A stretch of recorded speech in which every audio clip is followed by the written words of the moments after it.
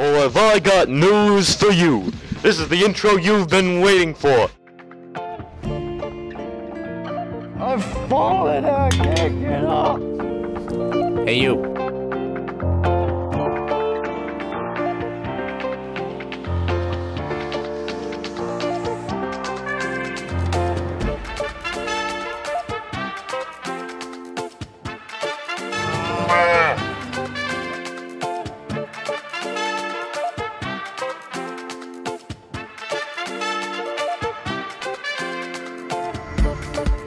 I love the smell of raw chicken.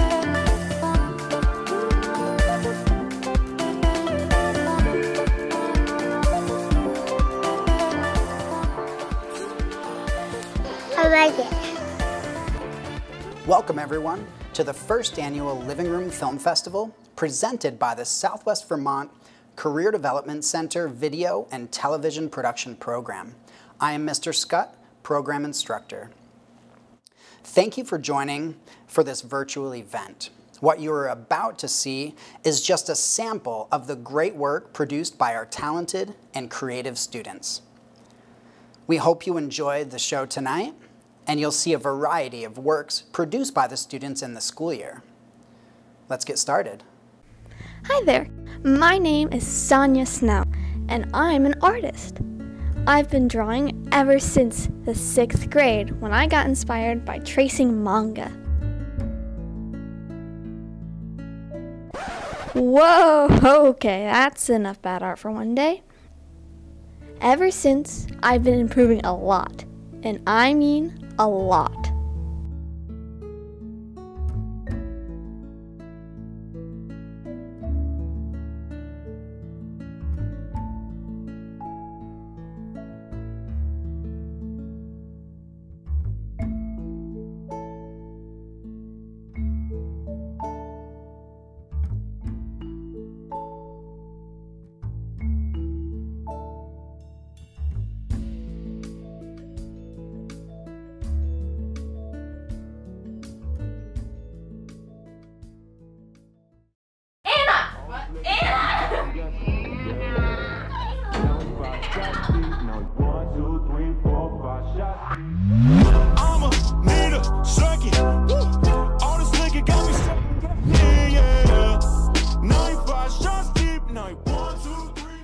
My name's Anna Hogan. I am 15 years old. I've had a lot of hobbies in the past.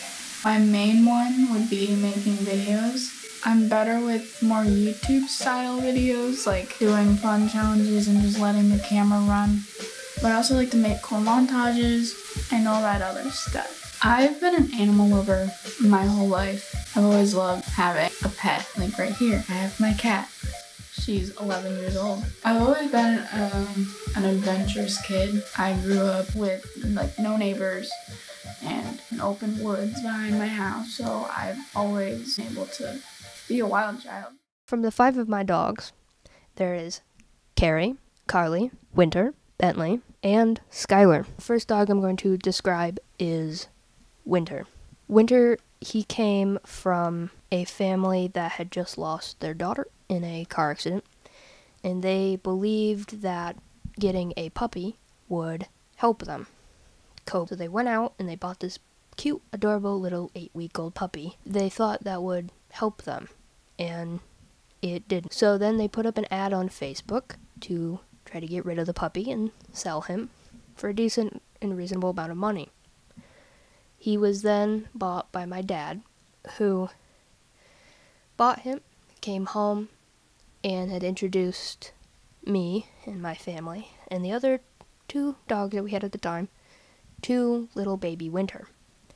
He then grew up, and we thought that at the time and at the age that he's now just the family dog. The second dog that I will be talking about is Bentley. Bentley came from a family down in Missouri, and we don't really know the entire backstory of little Bentley. We were on different sites to try and find a golden retriever stud dog. There wasn't any in the area that we could look for. We just decided at that time that we needed one to breed our other dog, Carly, with. So we had decided to go on this AKC website and look specifically for Goldens in an area about 200 to 300 miles away from us or near us. So that's when we found our dog Bentley. He was 10 months old, and he lived out in Missouri. So we called up this guy, and we thought his name was Trevor. So we answered the call. When he picked up, "Hey, is this Trevor by any chance? We're interested in a dog that you have." And he goes, "No, my name isn't Trevor, it's so-and-so." The dog's name is Trevor. So we got him shipped from Missouri to Vermont in the middle of a snowstorm. And within the next couple of weeks, he bred with my dog, Carly, and they made 4 little golden retriever puppies. Then, a couple years later down the road, and he made another litter of puppies, 10, but only 9 survived.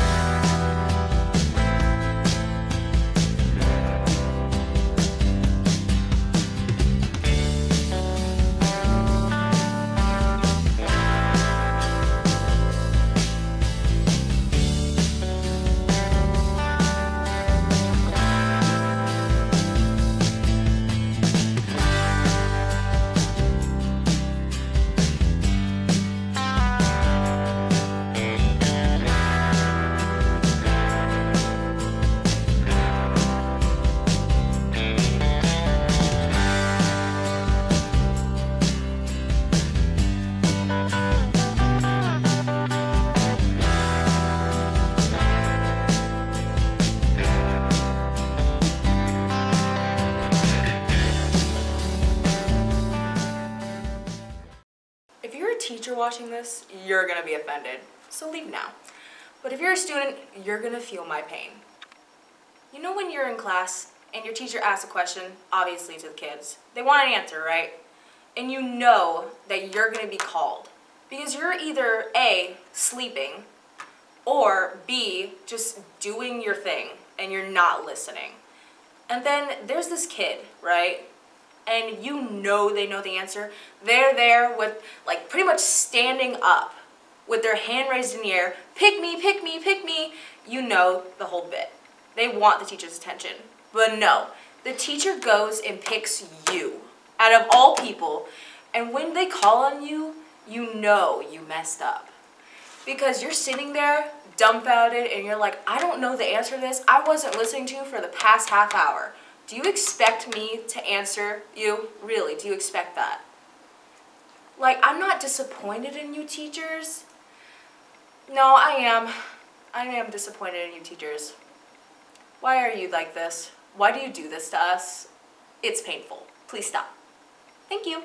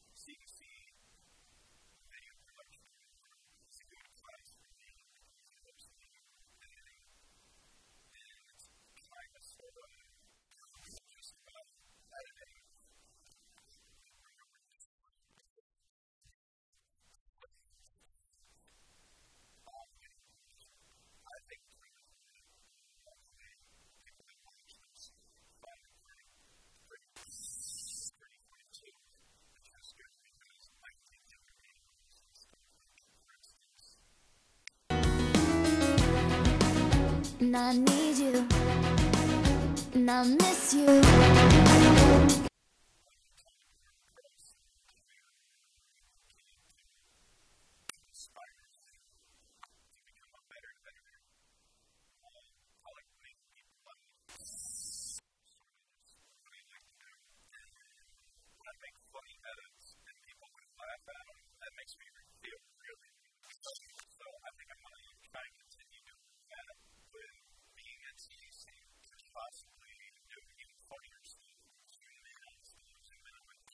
What a bunch of talent and creativity.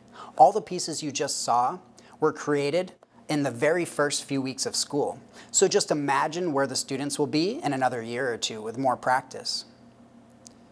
We've got some great programs in store for you, including our feature presentations, documentaries. We'll jump right in after these messages.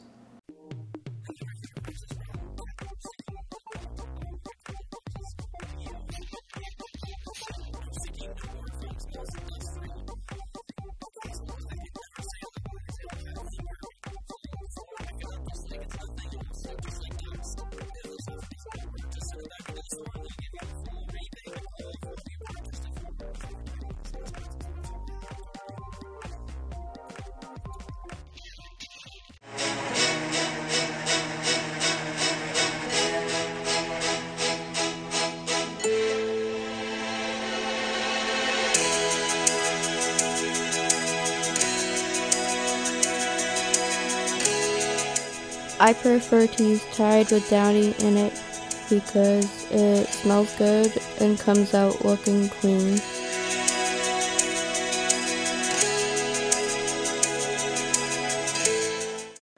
Tired of the same bland, boring water? Yeah!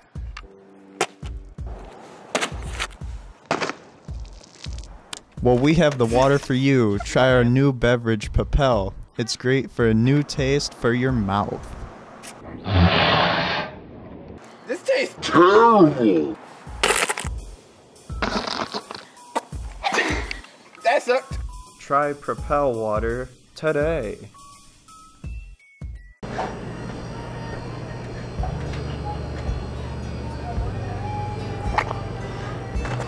Oh, I've fallen and I can't get up. Here's a mobile cup holder. It'll help you be hands-free in the store. Introducing Cuppos mobile cup holder. It can hook up to any belt. Look at that handiwork.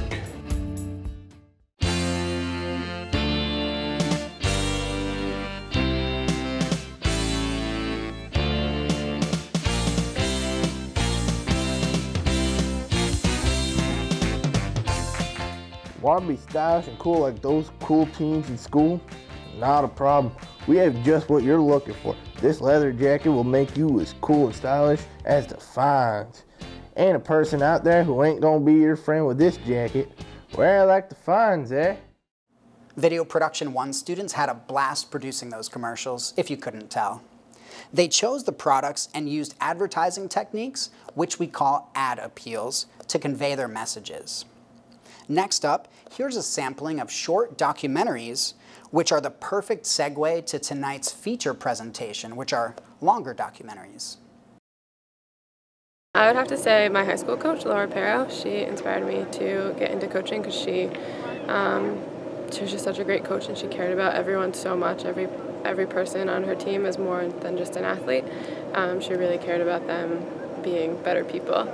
And she started a youth program, so I just hopped kind of right on board and was like, all right, here we go, and started coaching and just never looked back. So expectations this year, I'd say, were, because we were so small, was really just to keep yourself healthy and to, I guess that was like multifaceted. So keep yourself healthy physically and mentally and emotionally with your teammates. So whenever they had any issues between each other, then we kind of made sure that they dealt with them directly or came to us to ask for guidance and things like that. The biggest thing was just staying healthy and then staying bought into our purpose, which they did really well. They fought the whole season, like they really believed in what we were doing and why we were doing it, so it was great. I think that there's always going to be an indirect path to wherever you go. I think you're going to go you're going to have peaks, you're going to have valleys, and you're going to take turns that you don't expect. So I think the main, like the big events and the big pieces, like making sure that our culture stayed intact, making sure our foundation was really being respected and supported. I think those are things that really led us to where we are now. Because if you don't rely on those, then you don't really have much structure to lean on. With Coach Annika, she just wants the best for us. She wants us to have as much fun as we can and just succeed as much as we can. And she's given a bunch of great advice, to be honest. Something specific is to keep your head up and keep playing, probably, because with our season we've had numbers down, and a lot of the times, and we play teams that are double our size. So she says, don't think of that, just think of playing really hard. My favorite thing about competition is the adrenaline that it gives. When we see our teammates score, our teammates do great things, we're always very supportive, and that's probably the best thing out of my experience. It just is the best thing. What makes her the most special is that, like, her knowledge of the game is so, like, more than I've ever seen before. She understands, like, every little detail of the game and is able to just change it around for every single team we play, and I've never had a coach like that before. She just is very, like, perceptive of everything that goes on, and I love that. She gives us these little notes in the beginning of the games, and it's just like something that she's been seeing you do recently that she loves, and that something she wants to see you work on in the game, and I really think that motivates all of us to do our hardest in every game. Honestly, I think it's the Western New England game. We won in overtime, and she's just so, like, motivating and helping and pushing us through, especially because this team is a tough team that we've always played and always wanted to beat, I guess. Just the feeling of competing. I'm a pretty competitive person. I like to always be going and active, and it just makes it work. I don't know. There's a lot of things that make her special. She really cares so deeply about every single one of us. You know, she shows up to practice every single day, ready to teach us, ready to help us learn what we need and give us the courage that we need to win games and be happy in practice and have confidence in ourselves.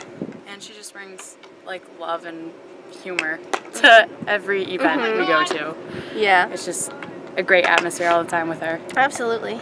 We've had people join the team halfway, maybe a little sooner than halfway through the season, but she encourages them to come, even if they've never played a day of field hockey in their life. They just love being here because Coach makes it so great, and Coach makes things easy to learn. You know, she's just, by example herself, she's just an amazing field hockey player, but she's also an amazing teacher. She played overseas in Australia, so it's just kind of, like, inspiring on its own. And, like, I came from a high school that literally, like, freshman year was the first year I held a stick, so, like, I was like, I'm never going to play in college, and she gave me that hope, and she literally built me into the player I am today, so I'm so thankful for her. No, I was the same way. I started field hockey freshman year of high school, and I have become such a different player because of her. She's enlightened me so much about the game of field hockey. This turned into my main sport, and will forever be my main sport because of Annika. When you're in game mode, like, you don't really worry about, I don't know, like, making mistakes all that often.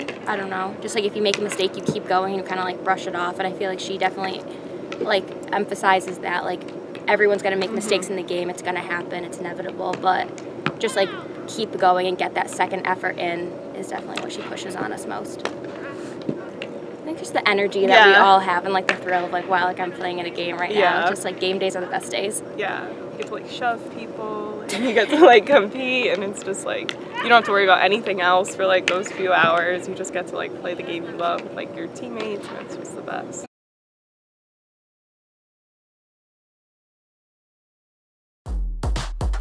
I started bowling when I was 4. I started bowling because of my dad. Went down to watch him. Thought it was something I would enjoy, so I picked it up. I think I would be bowling today. I enjoy it.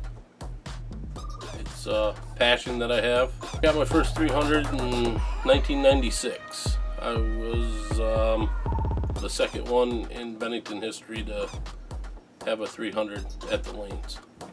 I started out with candle pins when I was 4, and when I was 5 I went down to the Bennington lanes and started bowling with the big balls.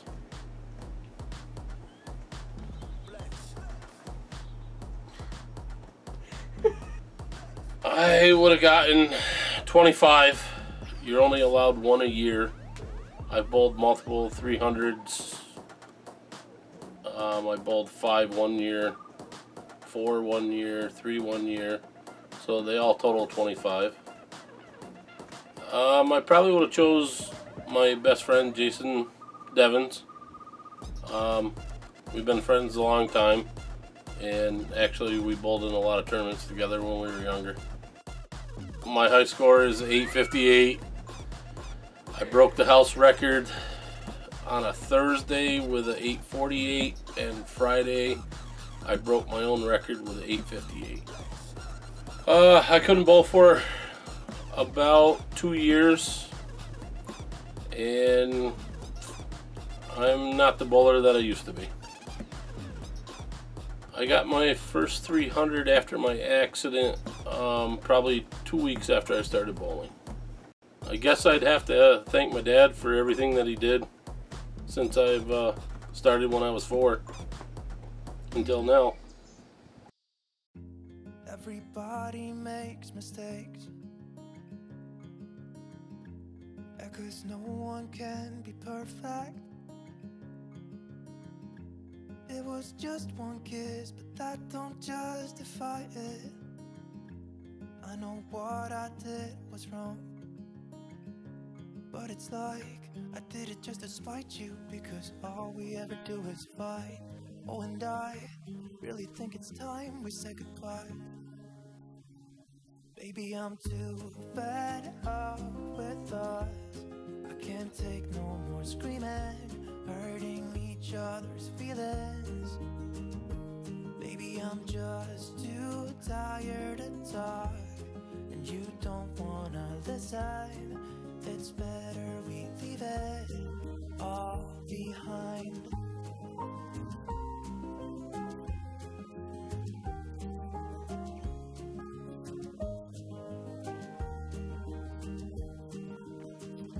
It hasn't always been like this. Remember when we were in love? You were always there for me, and we could talk for hours. I don't know what happened to us. Oh, 'cause we bring each other down right now, and I don't even know why. You know, I really think it's time we say goodbye.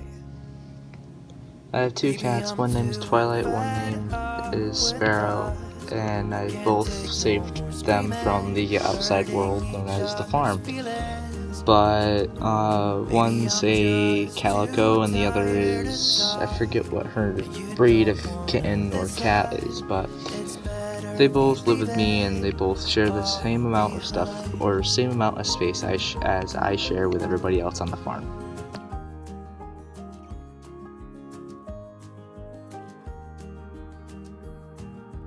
Strohmeyer Farm has been around for 51 years, milking cows and providing milk to Vermont and Massachusetts. They have also provided homes for the homeless.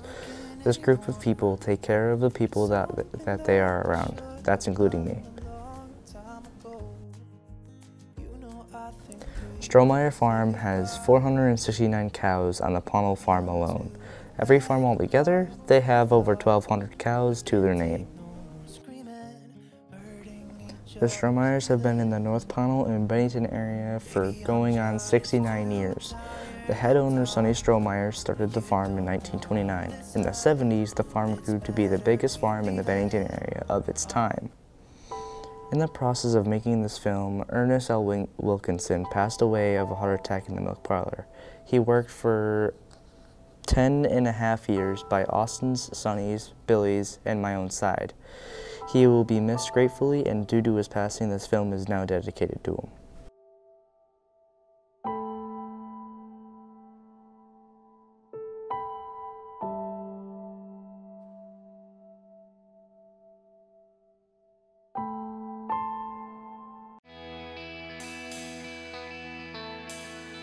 Your career course is pretty much just setting you up for what you want to do in the future for a career and getting you settled in for life. I tend to think very creatively, meaning I always have ideas flowing. So for me personally, I took video production at the CDC. I loved the program so much that it sort of determined what I decided to do with my life. The CTE courses offer pretty much just knowledge you need for the career you choose to do in the future, or the knowledge you need for college. So I think education should be kind of well-rounded. It's important for students to learn a wide range of subjects. So whether that's math, science, English, language arts, addition, subtraction, multiplication, division. But also career and technical education is important to me, and I think to students, because they get to really explore things that allow them to be creative, that really fall into their interests. I love how much knowledge you gain because it makes you smarter in the long run and makes it so like you're actually able to complete a goal you try to set for yourself. I'd really like to be a filmmaker or a mechanic or go into cosmetology. Even if you're just interested in these subjects offered by schools like the CDC, I think it's really important for students to explore the courses anyway and just try things out. You could always be surprised at what you might discover and what you might decide to do because of the experiences.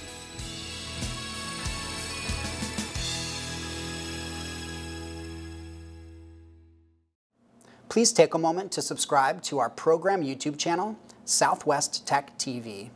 As you saw in the award ceremony video for the CDC, our new school name starting this summer is Southwest Tech. On our Southwest Tech TV YouTube channel, you'll be among the first to see our talented students' projects as they're published. Go ahead, I'll wait. I know you've got your phone out, so go ahead and subscribe right now. Just open the YouTube app, search Southwest Tech TV, and just click the subscribe button. It's that easy. Now back to the topic of documentaries. Docs have the power to change lives and situations by telling meaningful stories. It may be more important now than ever before for students to learn these valuable techniques in telling these important stories. Second-year video students spent most of their first semester planning, producing, and editing long-term documentary projects. Let's have a look at the first one right after these messages.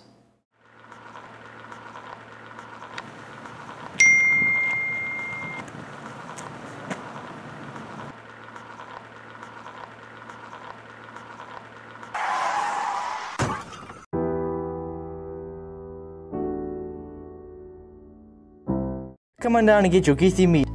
Toss it in your hand. Put it on a burner without any flame. Cat, dog, girlfriend, cow, don't matter. We have so much of this shit, we'll give you some for free. Don't forget to get geeky with your meat.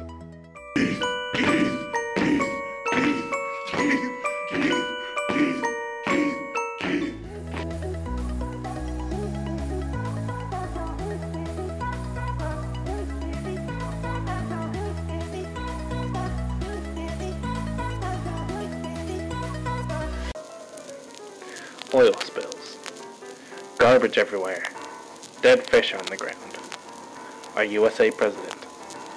All of these terrible things culminate into one delicious breakfast cereal. Introducing Sugar Frosted Pollution Puffs.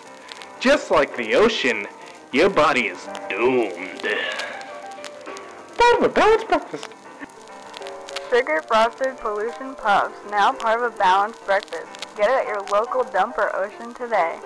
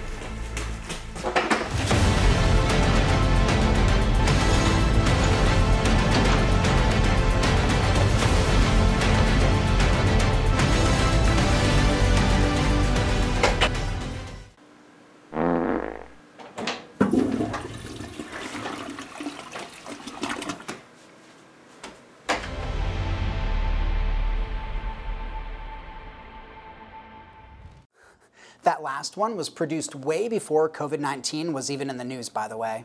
Perhaps he was foreshadowing. So here is the first long-term documentary feature presentation produced by Anna.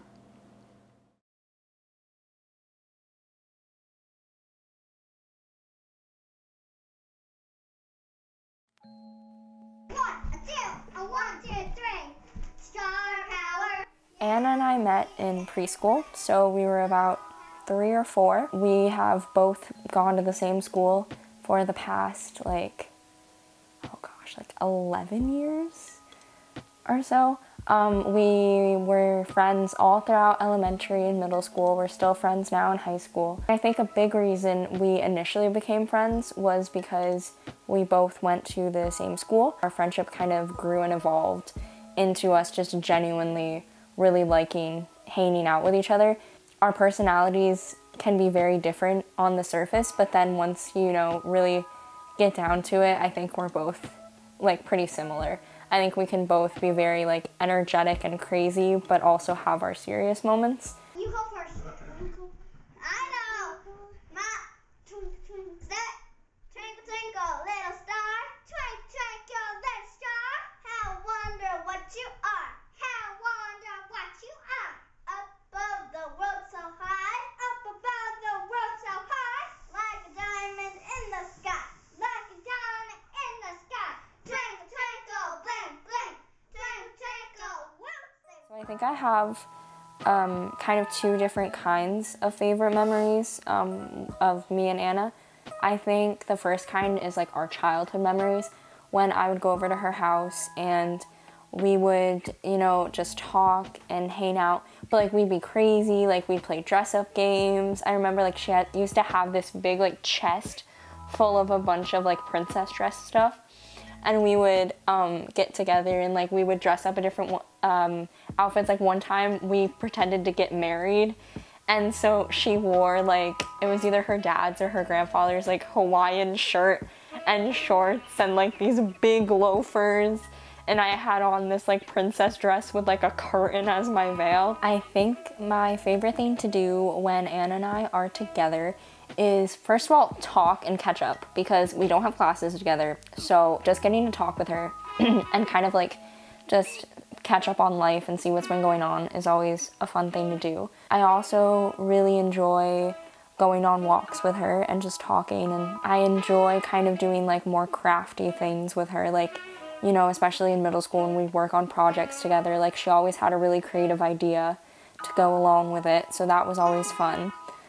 In our 8th grade year, when Anna came to the MAU softball team, and I met Anna, and I went over and I was like, yo, welcome to the team. If you need anything, my name's Aiden. And then we just started hanging out more on the team and doing practices together, and soon we started talking more, which was really nice. And Anna was a really cool person to meet. One really funny memory was at Chili's Cast Night, and Anna, she got, what's it called?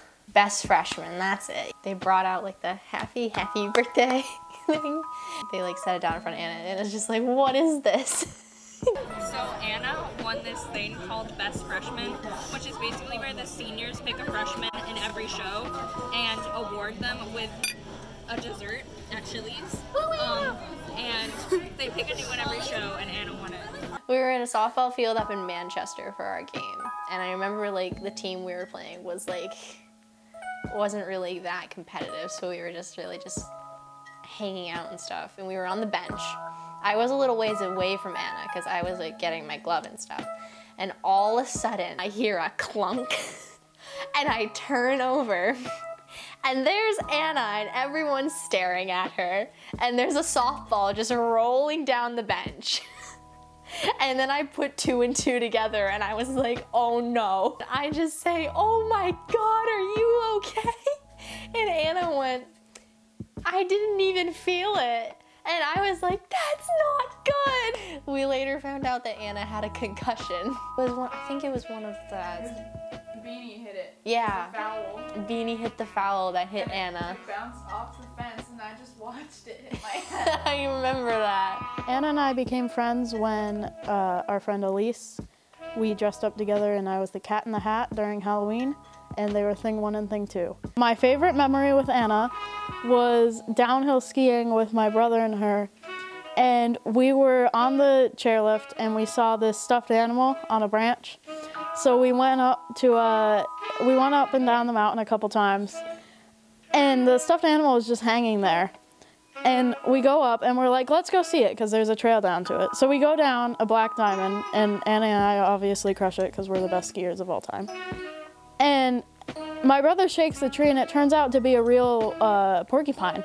And it starts crawling and it almost fell the tree onto my brother. And Anna and I sat there laughing helplessly. Favorite thing to do together? Probably just like walk the dog and make videos and stuff, although we haven't made a video in like years.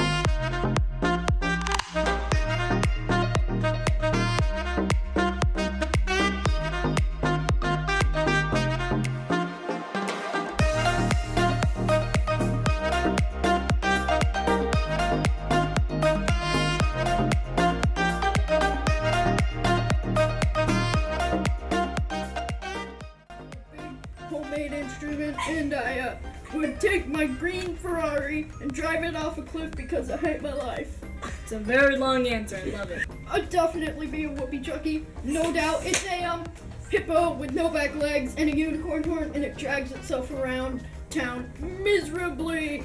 Okay, so I would want super farts that I could just barrel around. I hate this long answer. The stupidest thing that I've done, which Anna didn't participate in but actually had to help me out of, was I was getting quite bored while shopping, so I jumped into the big bin of giant teddy bears and I couldn't get out because it was too high and I'm short. So we had to tip the bin over and then I could finally crawl out, but I almost suffocated, but it was worth it. We became friends when we were like 3, and the reason why was because our mothers met each other at my grandparents' house one day when you were getting your hair cut. From there on, our parents thought it'd be a good idea, because we were a lot alike when we were younger, to just hang out more, and then eventually we went to school together, and from there on just became really good friends. When we were little, I have very vivid memories of us carving pumpkins, wrestling a lot, it seemed like.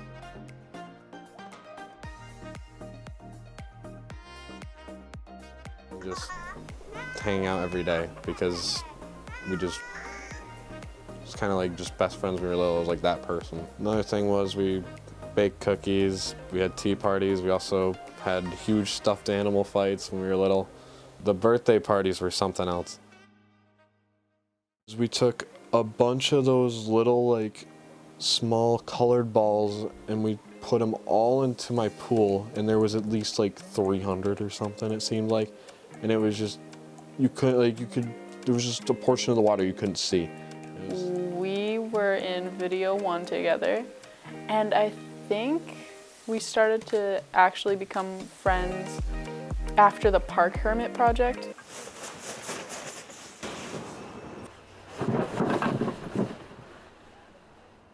And that's how I ended my marriage with a raccoon. Okay, that was inspirational, I guess. So, let me get this straight. You've been stuck here for 59 years. 13. 13 years? I thought you said it was 59. Time doesn't make sense here. Off screen, people! Die, Hermit. Yeah, and then just like the whole rest of the school year in video productions was kind of just like our little hangout friend time. I liked when we went up to Manchester that one day with your sister, And obviously some of the video production projects where we got to have a little bit more fun with it, like when you were another camera angle on the Chris West Western Detective, remember that, where I was wearing the mustache and Kaylee looked like a white Steve Harvey. Or sometimes we go swimming. Those were some good times.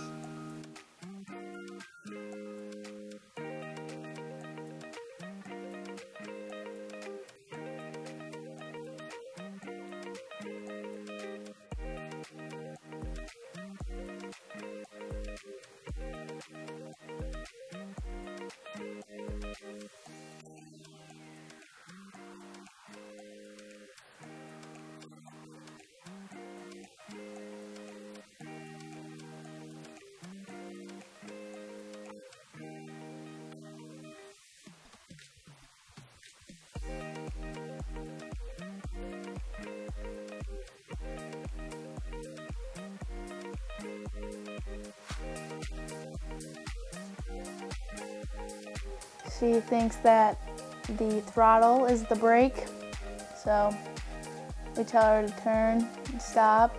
What does she do? She goes faster. But she's here now, and we're very lucky.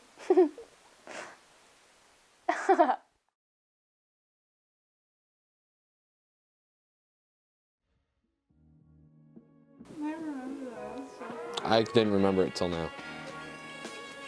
During that Halloween video we did, and you just trying to do cartwheels in the Spider-Man suit and sometimes slipping, and then trying to throw the spoon, and then you almost hit me in the face with the spoon. When did we first become friends? Never. We've never been friends. I've tolerated her for 5 years, but we've never been friends. Volleyball. That's a different, I could never do that. Like, we did the volleyball unit in gym, and I'm just like, what?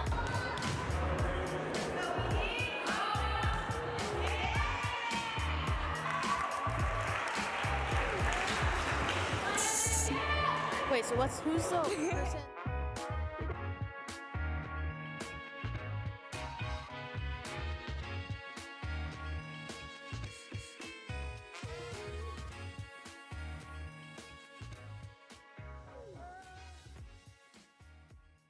Hi, I'm Anna Hogan. I don't really know why I chose to do my documentary about me and my friends' friendships. I guess I just wanted something that I could look back on when I'm older. I learned a lot making this video. I learned how much effort gets put into a documentary, and my documentary wasn't even that long. I think something unique about this piece is that every person has their own story. Like, even the people that I grew up with at the same time and we all knew each other, they all have a different story. And I think that's pretty cool. I just want to say thank you to the judges who enjoyed watching my video and who gave me some tips on how to make it better. Her use of old footage and photos, which we call visuals, was excellent, and her interviews look very professional. When I was a kid, we had those big VHS cameras, so thank God we don't have to use those now. The digital technology she was able to use in this project really helped her documentary shine. I would like to also give a special thanks to our Program Advisory Committee. Thank you so much to this group of dedicated communications industry professionals who volunteered to support our program. Also, a big thanks to those advisory committee members who served as festival judges: Tim Foley, Chelsea Knight, Chris Dayton, Corey Wheat, Spencer Sweet, Mike Beach, and Logan Worsling. They provided constructive feedback and very helpful comments, which has been a great learning experience for our students. Next up, Sonia Snow's documentary. Hi, I'm Sinclair Snow. It's October 8th. I identify as gay and trans, meaning I was assigned female at birth, but I identify as male, and I like dudes. Being part of the LGBTQ+ community is actually really nice. It's comforting to know that you have a group of people that you can relate to.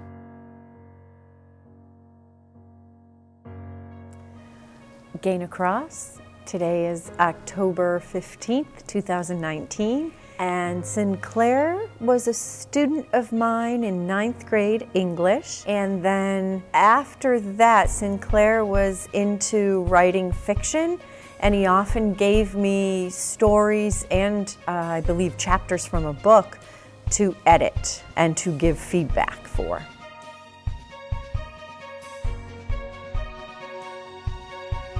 My name is Carol Farley, and it is November 21st, 2019, and I've known Sinclair for 8 years, since 6th grade, and I've been his teacher, and yeah, that's how I know Sinclair.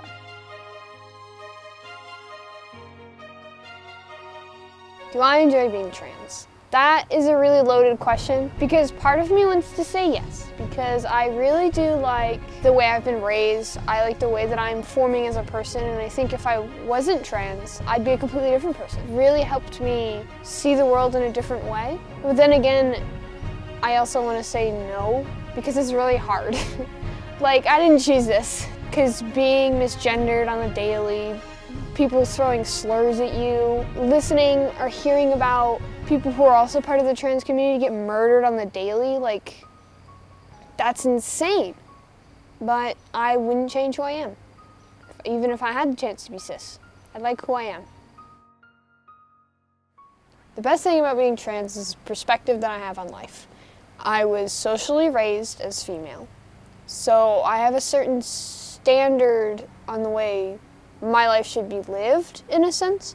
Like, I grew up with the idea that I had to wear dresses, that I had to wear makeup, that I had to like boys, that I had to gossip, kind of all those stereotypes. And also, I'm now like socially sort of put my place as a man.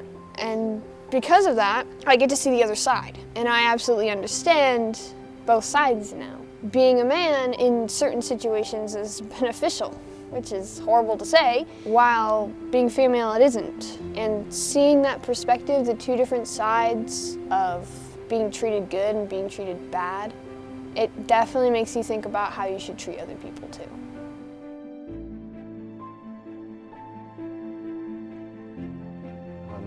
Hello, my name is Shamal Munzi, and today is the November 21st, and I know Sinclair from school. Sinclair to me is as a friend, and we met at my school.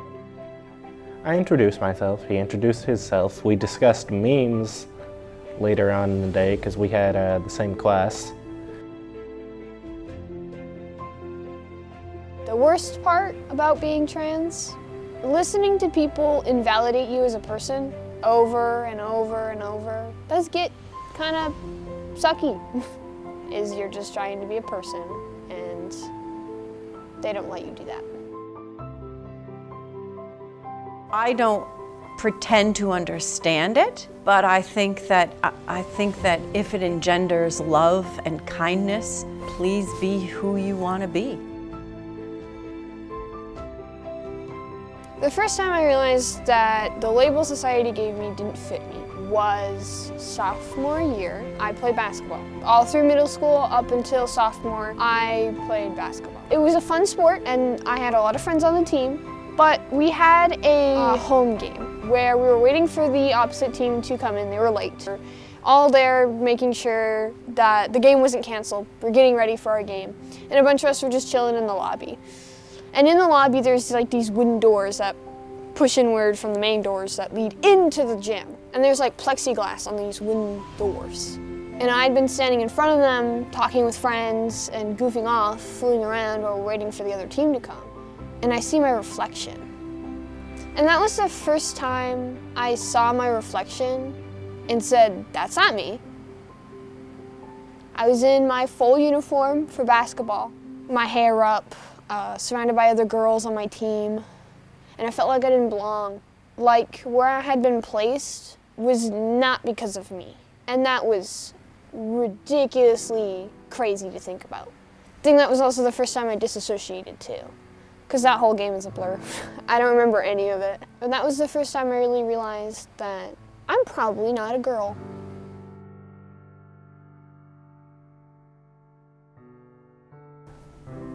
I think gender identity is fine. If you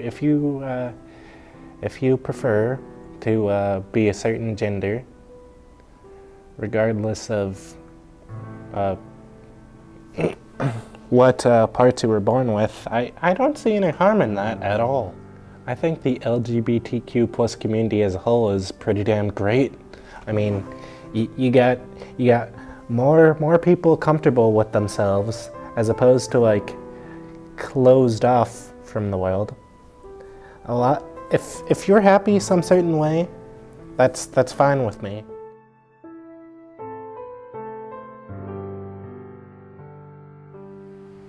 First time I came out as trans was junior year. I was in the library hanging out with friends during study hall. I decided that year I wasn't going to do basketball. I did the tryouts. Not only was I super out of shape, but being on a girls' team was a no-go. I couldn't take it mentally. So I told a friend of mine about this. And she told me that what I was feeling was valid, and that what I was feeling was okay, and that I should look more into it. She asked me, "Are you a boy?" And I remember staring at her for a long time and sort of thinking about, oh, maybe I am a boy. And I told her that. And she said she fully supported me. She asked me what pronouns I go by. And she asked me if I had a name. At the time I did not. And she was the first one to sort of be my rock in that situation. It was the first time I came out.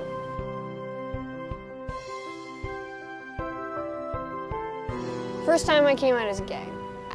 A man being attracted to men. Simple. Coming out though, not very simple.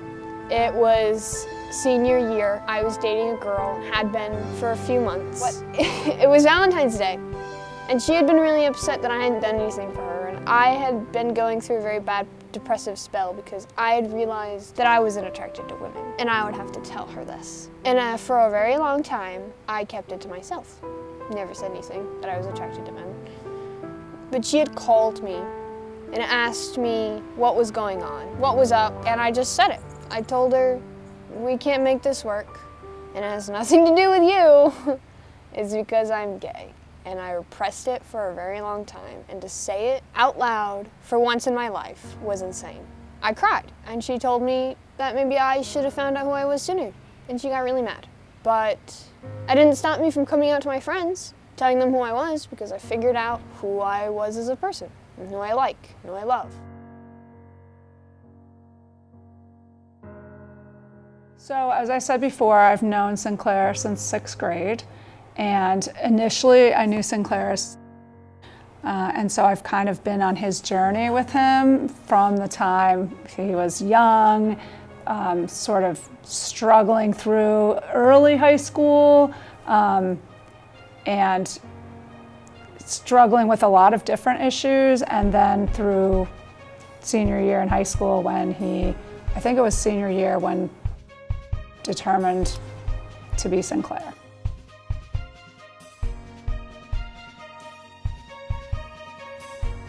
Gender identity is a very personal aspect. In one of my English classes, we do a whole unit on gender and what does it mean to be a man and what does it mean to be a woman.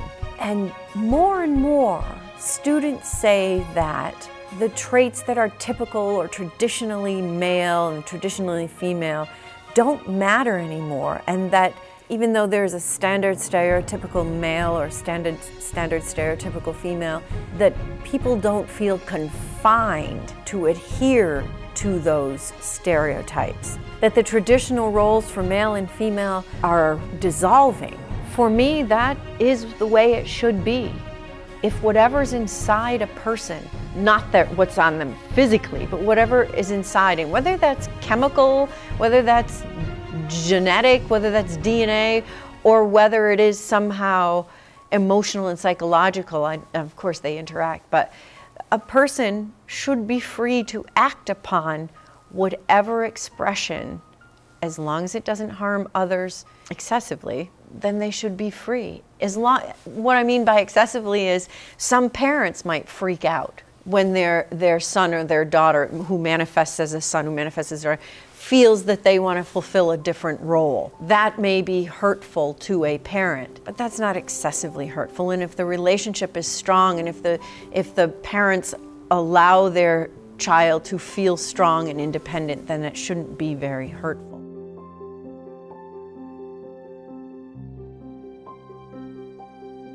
Hi, I'm Sinclair Snow.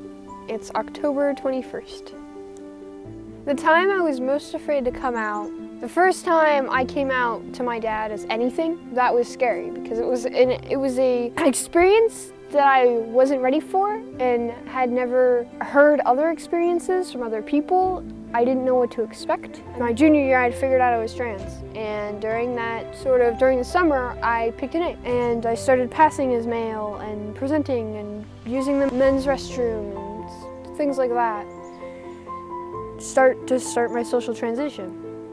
And so coming back to school, having changed a lot, I was afraid that there would be teachers, especially teachers that I looked up to, that were like, nah, that doesn't exist. No, I was scared. But then once I came out to one teacher, I just kept doing it. And I got to the point where I was like, well, if they do judge me, they judge me. And that's something they have to deal with. So it was a big thing to graduate from something that's supposed to help me, you know, the rest of my life. And the best thing about that too was I graduated as me rather than who I'd been assigned at birth as and how society had labeled me. I finished school as the man I want to be.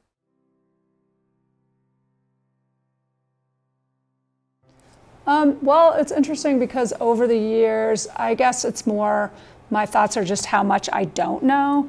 You know, I'm from the generation where there was, you know, you were gay or you were straight, and that was kind of the extent of it. And so over the last, I'd say 8 or 9 years, a lot of sort of different, I don't know how to put it, but you know, there's just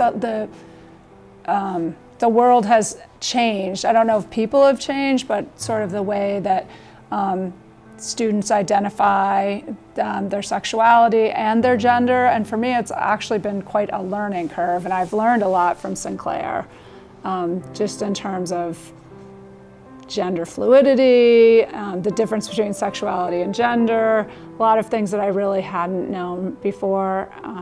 So it's really made me think about it.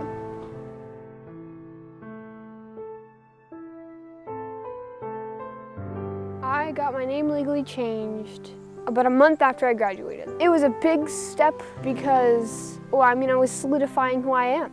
It was a big step for me to be taking, and I was afraid that it was a step that I would never be able to take in my life because I knew my dad was going to pay for it. And well, I didn't really have the money at the time. That was until someone at school, Tristan, her and I talked about it, and she helped me fill in the papers that I needed, and she gave me the money to do it. And that was insane. That was a huge step for me to be taking, especially so early in my transition, and it was huge. I would say for people who supported me, my dad took me. He wasn't really there supporting me, he just took me and was there to watch the proceedings. I guess my little sister did support me, and so did all my friends, but they weren't there physically, it was in spirit. I was really nervous then too, because I was like, I've heard of things where people have gone in, given their reason to get their name changed, and the judge has been like, no. And I had never been in front of a judge before, so that was a new experience too. My dad didn't even get to sit next to me. I sat by myself in the front in this at a table. He sat behind me in a row of chairs. There was the translator, like taking note of everything that was being said, and then there was the judge.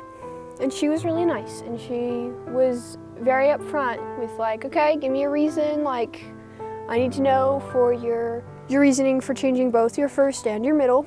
And I said it was because my current name didn't fit who I am. And she was like, oh, cool, okay. Is that it? Yeah, that's it. All right, then you sign this, you do that, and then you're legally this. Poof, there. You'll get the documents in the mail later. It was super quick and it was painless, and it was a huge step for me to be taking. But I think it's made me appreciate the struggles that kids are going through now, middle schoolers, high schoolers, and how difficult it is in our world to kind of struggle with these issues and or grapple with them, and that we live in a world with a lot of bias and a lot of judgment. And so I think it's made me really think about that and really how can I be supportive and sensitive to all of this sort of struggles and changes.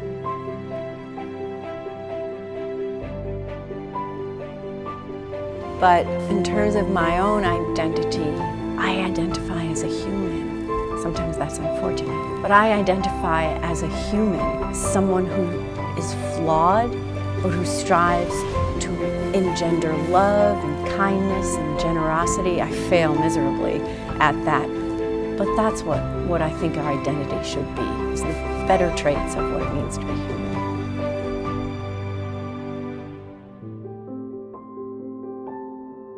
I'm still in a position where I'm better off than a lot of guys who come out. I didn't get kicked out of my house. I didn't get misgendered all the time at school after I came out. I haven't really dealt with that much bigotry. Like I have on a smaller scale, you know, there are some people who just don't understand, but ignorance is different than bigotry. I mean, I'm happy that I don't have to deal with that. And I feel bad that I'm complaining that, oh, I'm not on this, I'm not on that now. But it's something I can wait for. It really is, because I know it's going to be such a big thing for me. Sonia chose to produce her documentary about an important and deeply meaningful subject, which is exactly what documentaries are for. What a powerful and well-produced piece. Next, we'll see some fun and creative projects, starting with 2 productions in which students completely removed the sound from pieces that were produced by someone else, and then they replaced them with their own audio that they recorded, including Foley sound effects, music, and dialogue. Let's have a look at those. Hey, Wolf. How's it hanging, Shepard?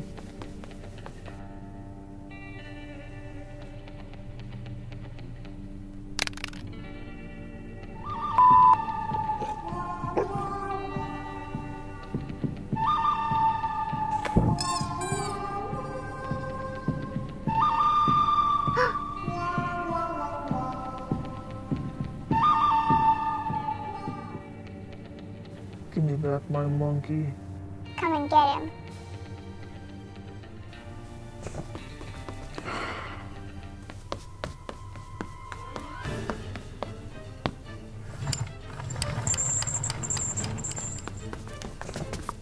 You two, goodbye! I'm coming, Funny Bones! Coming through! And move it!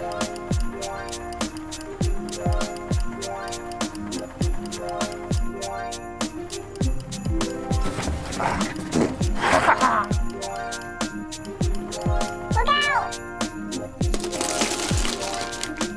Come on! Right behind you, Shepard.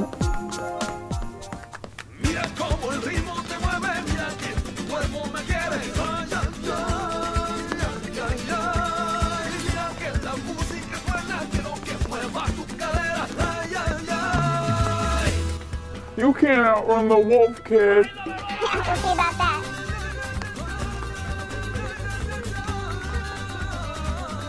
He's all yours, Buster. Activate water.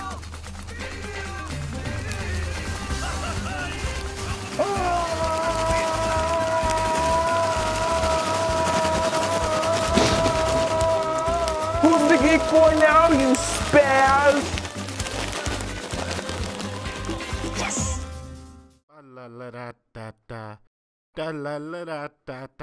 Alright, we're here, just sitting in the car. I want you to show me if you can get far. Step on the gas. Step on the gas. Step on the brakes. Step on brakes. Step on the gas. Step on gas. When I say boom, boom, boom, you say bam, bam, bam. The pause in between. Come on, let's just step on the gas. Step on the gas. Step on the brakes. Step on the brakes. Step on the gas. Step on the gas. Glad you know which way to go, but it ain't gonna stop me. Here we go. Check and turn your signals to the right. Check and turn the signals to the right. Now turn to the right. Now turn to the right. Now check and turn your signals to the left. Check and turn the signals to the left. Now turn to the left. Now turn to the left. Whoa, ho, ho, ho! Stop the car! We've got an emergency, can't you see? Do you know why we stopped the car? Do I know why you stopped the car? Guess. What? Do you know why we stopped the car? Do I know why you stopped the car? Guess. What? I forgot to close the door. You forgot to close the door. Now just don't forget to sing Kung Fu Come On again. Check and turn the signals to the right. Check and turn the signals to the right. Step on the gas, now turn to the right. Step on the gas, now turn to the right. Check and turn the signals to the left. Check and turn the signals to the left. Step on the gas, now turn to the left. Step on the gas, now turn to the left. Step on the brakes. Step on the brakes. Do you know why we stopped the car again? Do I know why you stopped the car again? That's because you just got your license. Woohoo! Yes. Hello, how's it going? Good. Please answer these questions in complete sentences. This December, discover the truth behind the world's greatest hobby.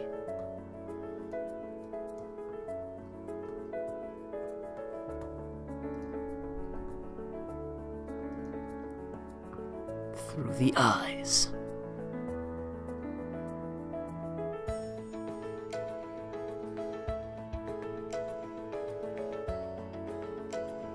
of the player.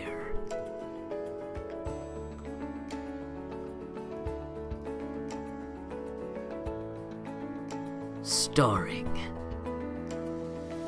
Bubble Bass, Meg Griffin, Todd Chavez,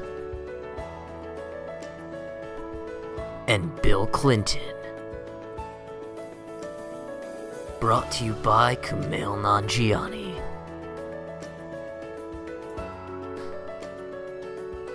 Shamar's Thing, coming this December.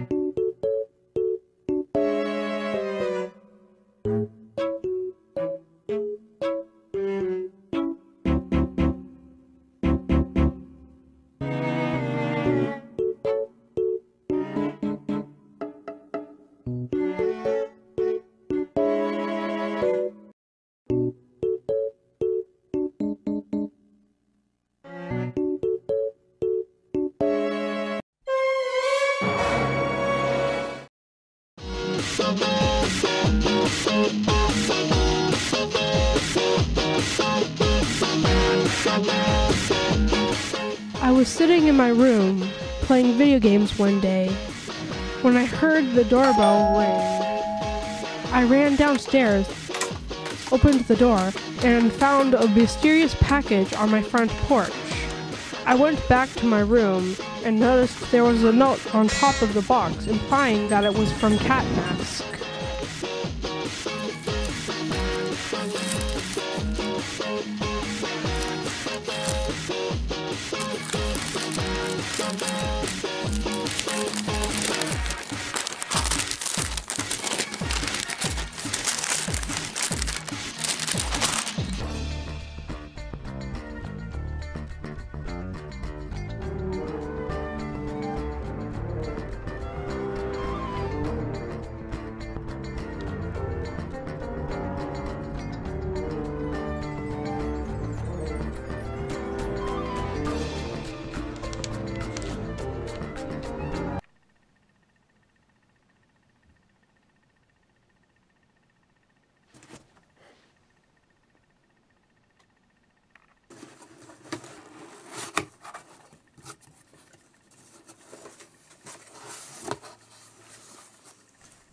I opened the box and couldn't believe what I saw.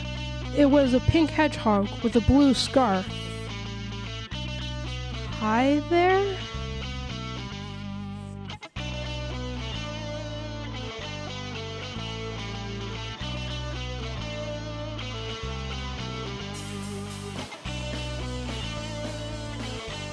Wait a minute, where am I? And where is that masked creep? Who? You know who I'm talking about. That dude who kidnapped me and sent me here. Oh yeah, Cat Mask. The box came with a letter. He wrote that you fell from the sky? Where did you come from? I don't remember. It was at that moment I decided I would set off on a journey to help this creature get her memory back and help her find her way back to wherever she originally came from. This trip may be long and even dangerous, but I promise I will get her home. This next block features our final selections for this year's festival. As we all know, the reason we are enjoying this program from the comfort of our own homes instead of together at a venue with some tasty refreshments is because of current events. Although it isn't ideal, this situation has inspired some very creative pieces which I think you'll absolutely love. One of these might make you crave some tasty snacks that unfortunately we're not serving right now. Let's have a look. Hi, welcome to my little tiny house. This is what I wake up to every morning. I mean, it's not always rainy. These are our 3 beagles, Callie, Piper, and Brownie. This is our chocolate lab, Talia. She loves me a lot, if you couldn't tell. This is my cat, Two Spot. Besides schoolwork, I've been getting outside a lot more, and trying to get stronger for sports that may or may not happen next year. See, if all those trees weren't there, I would be hitting them further, but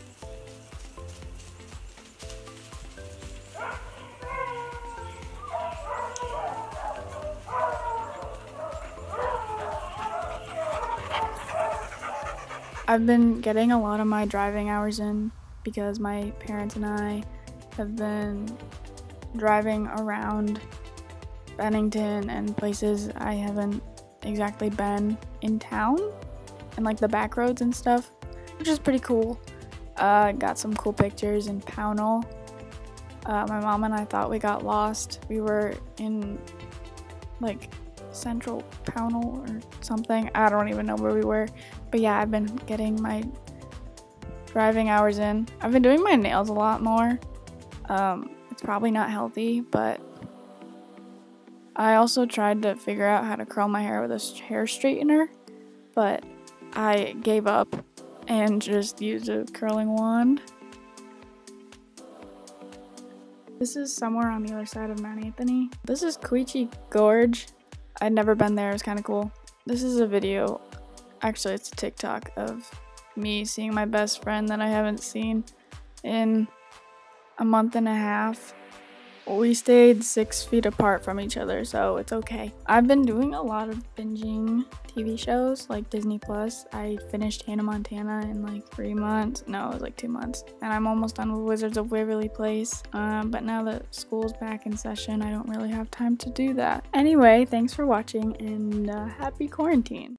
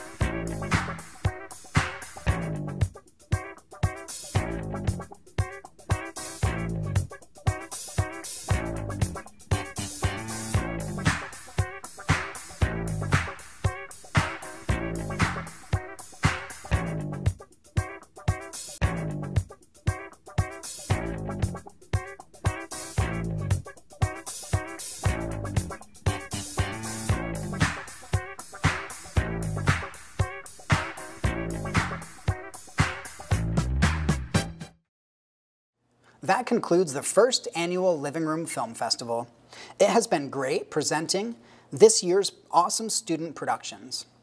All the video production students combined produced an impressive 100 video projects. They also learned professional video production techniques in the process. Special thanks to our students, their families and friends, our festival judges, and to Southwest Tech. Next year, we'll explore video, television, audio, and even YouTube-style productions. So we'll look forward to an even bigger and better event next year. Thanks for watching.